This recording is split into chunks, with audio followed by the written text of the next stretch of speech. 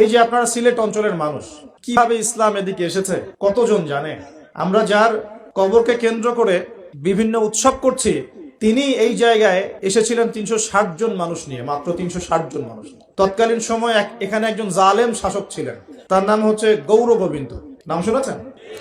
তার সময় মুসলিমদের উপর প্রচন্ড নির্যাতন হতো। এক ব্যক্তির সন্তান জন্ম হওয়ার ঘটনায় সে গরু জবাই করে মানুষকে খাওয়াতে চেয়েছিল, এতে করে তার সন্তানকে তার চোখের সামনেই জবাই করে মেরে ফেলা হয়েছে। এগুলো ইতিহাসে লেখা আছে, আমরা পড়েছি, আল্লাহ ভালো জানেন, আমরা এগুলো হিস্ট্রির মধ্যে পড়েছি। তিনি সোনারগাঁ চলে যান, সোনারগাঁ গিয়ে তৎকালীন বাংলার শাসককে তিনি বিচার দেন। তিনি কিছু ফোর্স পাঠান, সাথে পাঠিয়ে দেন এই ইয়েমেন থেকে আগত এই যে শাহজালাল রাহিমাহুল্লাহ। প্রথমে ছিল 210 জন। রাস্তায় আস্তে আস্তে আস্তে আস্তে দাওয়াতি কাজ করতে করতে করতে করতে আরো বেশ কিছু অনুসারী তার হন, তার হাতে বায়াত গ্রহণ করেন এবং 360 জনের একটা বাহিনী তিনি গঠন করেন। শুধু আধ্যাত্মিকত্বেই তিনি আল্লাহর মারিফতওয়ালা মানুষ ছিলেন এমন নয়, বরং চলতি পথে মানুষকে দাওয়াতও দিয়েছেন। এক পর্যায়ে রাজা গৌর গোবিন্দের বিরুদ্ধে সশস্ত্র যুদ্ধও করেছেন। আপনারা কি মনে করেন এই অঞ্চলে ইসলাম কিভাবে এসেছে? খালি দাওয়াতের মাধ্যমে? আমি এখন যা দিচ্ছি এটা দাওয়াত, আমি যা দিচ্ছি এটা দাওয়াত। আমি আপনাকে নামাজের দাওয়াত দিতে পারি, কিন্তু নামাজ আমি এখানে প্রতিষ্ঠা করতে পারবো না। আমার কথা কি বুঝতে পারছেন? কিন্তু ওমর রাদিয়াল্লাহু আনহুর যুগে নামাজ প্রতিষ্ঠিত ছিল। কেউ নামাজ না পড়লে শাস্তি প্রদান করা হতো। যখন আপনি নামাজ না পড়লে মুসলিমদেরকে শাস্তি দিতে পারবেন, বালে বিনা ওজরে নামাজ পড়ছে না, নামাজের ওয়াক্ত হয়ে গেছে, হাইয়া আলাস সালাহ, আজান হচ্ছে, দোকান খুলে ব্যবসা করছে, যখন ওই দোকানে গিয়ে চার্জ করতে পারবেন, তখন সালাত কায়েম হয়েছে। এখন আমরা সালাতে দাওয়াত দিচ্ছি, ভাই নামাজের দিকে আসেন। বিগত 100 বছরের অবস্থা আমি ব্যাখ্যা করবো ইনশাল্লাহ সামনে, এটা বলে শেষ করি। তিনি শুধু দাওয়াতই দেন নাই, মানুষের আধ্যাত্মিক বিষয়গুলো পরিবর্তন করেছেন। তার অনুসারীদেরকে নিয়ে সেখানে এসেছেন। ইতিহাসের বইগুলোতে লেখা আছে সেই রাজা জাদুবিদ্যায় পারদর্শী ছিল, জাদুবিদ্যায় পারদর্শী ছিল। ব্রহ্মপুত্র নদী থেকে শুরু করে সুরমা পর্যন্ত প্রত্যেক নদীর নৌযান তিনি বন্ধ করে দেন, যাতে শাহজালাল রাহিমাহুল্লাহ এখানে আসতে না পারে। যখন ইমানের সৈনিকরা মাঠে নামে, তখন কুফররা ভয় পায় না? পায় কি পায় না? তারাও ভীত ছিল তখন। কারণ যখন আপনি জুলুম করবেন কারো উপরে না, তখন অটোমেটিকলি আপনার মনের মধ্যে একটা ভয় কাজ করবে। যখন আপনি কারো প্রতি জুলুম করবেন, অটোমেটিকলি মনের মধ্যে একটা ভয় কাজ করবে আপনার। যখন আপনি শিরক করবেন, মনের মধ্যে ভয় কাজ করবে। যখন আপনি নবীর সুন্নতের খেলাফ চলবেন, ইসলামের এগেইনস্টে শত্রুতা করবেন, মনের কোথায় জানি একটা অজান্তে একটা ভয় কাজ করবে, না জানি আল্লাহ কবে আমাকে ধরেন, হবে না? আর যখন আপনি ভিতর থেকে পবিত্র এবং ভিতর থেকে শক্ত, যে না আমি ইমানের উপর আছি, আল্লাহর হুকুম আহকাম পালন করছি, নবীর সুন্নত মেনে চলছি, ইসলামের দাওয়াত দিচ্ছি, আপনার ভিতরে কোথায় জানি একটা কনফিডেন্স থাকবে যে আল্লাহ আমার সাথে আছে। আর কেউ থাক না থাক, আল্লাহ আমার সাথে আছে। দুনিয়াতে না হোক, আল্লাহ পরকালে আমার সাথে আছে। দুনিয়া আখিরাত উভয় জাহানেই আল্লাহ পাক সাথে থাকবেন ইনশাআল্লাহ। জাদুবিদ্যা কাজ করলো না।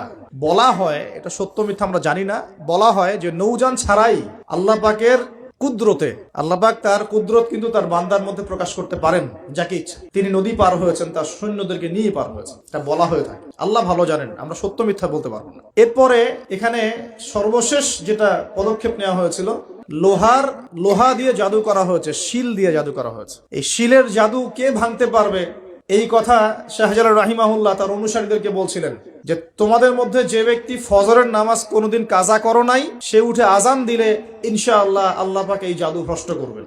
সম্ভবত নাসির উদ্দিন নামক একজন ব্যক্তি, বুরহানুদ্দিন, শুকরিয়া স্যার, বুরহানুদ্দিন নামক একজন ব্যক্তি, তিনি দাঁড়িয়ে বলেন যে আমি কোনোদিন ফজরের নামাজ কাজা করি না। চিন্তা করতে পারেন, উম্মার বিজয় কাদের হাতে হয়েছে? বেনামাজিদের হাতে, আমাদের মতো বেনামাজিদের হাতে।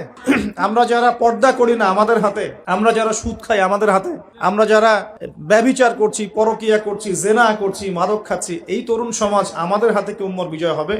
কি মনে হয় আপনাদের? একদিনও ফজরের নামাজ কাজা হয়নি, সেই ব্যক্তি উঠে আজান দিয়েছেন, সুবহানাল্লাহ।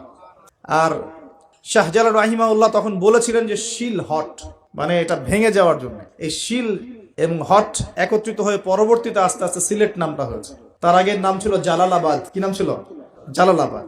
এই যে ইতিহাসগুলো কতজন মানুষ জানে? তিনি একজন তাওহীদপন্থী মানুষ ছিলেন, আল্লাহর ওলি ছিলেন, আল্লাহর মারিফতওয়ালা মানুষ ছিলেন। অনুসারীদেরকে নিয়ে তিনি শুধু দাওয়াতই দেন নাই, জালেমের প্রাসাদ পর্যন্ত চলে গেছেন যুদ্ধ করতে করতে, করেন নাই? তো এই যে ইসলাম কিভাবে প্রতিষ্ঠা হলো দেখেন। আর শেষের 100 বছরে কি হলো? ওই 1200 বছরের ইতিহাস আমরা ভুলে গেলাম, কি হলো শেষের 100 বছর? আমি আপনাদেরকে ফাইন্ড আউট করছি। দেখুন, লাস্ট 100 বছরে আমাদের মুসলিম উম্মার প্রথম যে সমস্যাটা হয়েছে, এটা হলো আমরা কোরআন এবং সুন্নাহর যে পরিপূর্ণ জ্ঞান অর্জন, এই জ্ঞান অর্জনের পিছনে পর্যাপ্ত মেহনত করছি না। এটা 1 নম্বর পয়েন্ট। আমরা কি সবাই কোরআন পড়তে জানি? হলফ করে বলতে পারবেন প্রত্যেক ব্যক্তি, আপনারা যারা শুনছেন আমার লেকচার, সবাই কোরআন তেলাওয়াত করতে পারেন বিশুদ্ধ করে? তারপরে যদি জিজ্ঞাসা করি আমরা কতজন কোরআনের অন্তত একটা পারা মুখস্থ করেছি, হাত উঁচু করতে পারবেন? তারপর যদি প্রশ্ন করি আমাদের মধ্যে কতজন জীবনে অন্তত একটা বার আলিফ লাম মিম থেকে মিনাল জিন্নাতি ওয়ান নাস পর্যন্ত অর্থ সহ পড়েছি অন্তত একবার আল্লাহর কিতাব? হাত উঁচু করতে পারবেন? আমাকে উত্তর দেন। তাহলে বিগত 100 বছর উম্মার অবস্থা এমন হবে না কেন? আমরা কতজন ব্যক্তি 5 ওয়াক্ত নামাজ পড়ি? উঁচু লেভেলের কথাবার্তা বলে আসলে লাভ নাই মাহফিলগুলোতে। আমি এটা শিখেছি মাহফিলে এসে। প্রথম দিকে আমি খুব হাই থটের কিছু লেকচার দিতাম, পেট্রোডলার কেন্দ্রিক, জায়নিজম কেন্দ্রিক, জিউসদেরকে নিয়ে, প্যালেস্টাইন ইস্যু নিয়ে, আরো বড় বড় কিছু ইস্যুস, ওয়ার্ল্ড অ্যাফেয়ার্স নিয়ে। পরে দেখলাম যে আসলে আমরা এমন একটা জায়গায় আছি, এখানে আমাকে প্রশাসনের অনেক ভাই অনেক হেল্প করেছে, অনেক রাজনৈতিক নেতৃবৃন্দ আমাকে অনেক হেল্প করেছে, সমাজ নেতা আমাকে অনেক হেল্প করেছে, আমাদের আলেম ওলামাদের মধ্যে অনেকেই, হকপন্থী অনেক ওলামায়ে কেরাম আমাকে কাছে ডেকে নিয়ে অনেক হেল্প করেছে। বুঝিয়েছে যে কথাগুলো মানুষ বুঝতে পারবে না সেগুলো পাবলিকলি বলার কোনো মানে হয় না।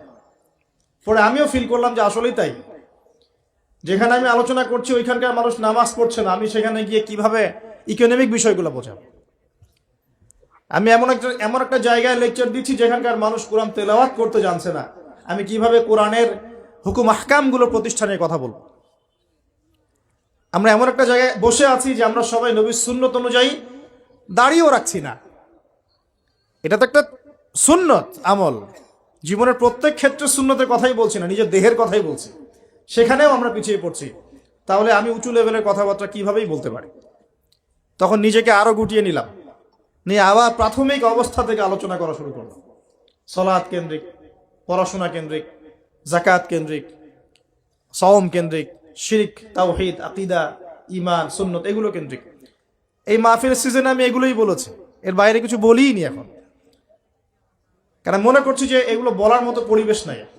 আমাদের সবার আগে দরকার জ্ঞানের বিপ্লব। সর্বপ্রথম যেটা প্রয়োজন এই উম্মার সেটা হলো জ্ঞানের বিপ্লব। প্রত্যেক ব্যক্তিকে আল কোরআন তেলাওয়াত করা শিখতে হবে আগে। ওয়াদা করেন, রাজি আছেন কিনা?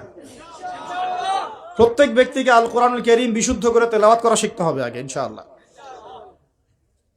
ইনশাআল্লাহ যদি আমি আগামী বছর আসি, আমি 5টা কাজ আপনাদেরকে দিয়ে যাচ্ছি।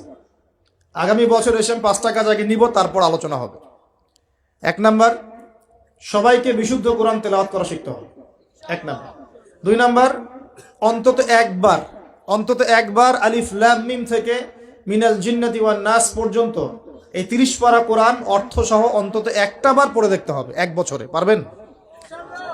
আমি হিসেব করে দেখেছি, যদি প্রত্যেক দিন আপনি 20টা করে আয়াত তেলাওয়াত করতে পারেন এবং 20টা আয়াতের অর্থ পড়তে পারেন, আপনি 1 বছরে আল কোরআন শুরু থেকে শেষ পর্যন্ত অর্থ সহ পড়তে পারবেন ইনশাআল্লাহ। দৈনিক 20টা আয়াত পড়া খুব কঠিন। প্রত্যেক ফরজ নামাজের পরে যদি 4টা করে আয়াত পড়েন তাও 16টা আয়াত হয়, 20টা আয়াত হয়, সরি। 5 ওয়াক্ত ফরজ সালাতের পরে যদি আমরা 4টা করে আয়াত তেলাওয়াত করি, যে কোনো 4টা আয়াত একদম শুরু থেকে নিয়ে 4টা করে আয়াত পড়ি এবং অর্থগুলো পড়ি, 5 ওয়াক্ত নামাজ শেষে আমরা 20টা আয়াত তেলাওয়াত করে ফেলব। খুব কঠিন। 2 নাম্বার কাজ। 3 নাম্বার হচ্ছে আমাদের প্রিয় নবী মুহাম্মদুর রাসূলুল্লাহ সাল্লাল্লাহু আলাইহি ওয়াসাল্লামের জীবনী গ্রন্থ অন্তত একটা বার 1 বছরে পড়ে দেখতে হবে। পারা যাবে ইনশাআল্লাহ? একটা বইয়ের নাম বলে দেব, আর রাহিকুল মাখতুম। কি নাম? আর রাহিকুল মাখতুম। যদি বই কিনতে না পারেন, সামর্থ্য না থাকে, আমাকে বলেন, কিনে দেব ইনশাআল্লাহ। প্রয়োজনে আমরাই কিনে দেব, তাও পড়েন। আর রাহিকুল মাখতুম এই বইটা হচ্ছে 1182টা বইয়ের মধ্যে প্রথম পুরস্কার প্রাপ্ত বই। লেখক হচ্ছেন আল্লামা সফিউর রহমান মুবারকপুরী রাহিমাহুল্লাহ। অন্তত এই বইটা পড়তে পারবো না? নবীর জীবনী জানার কোনো প্রয়োজন নাই ভাই?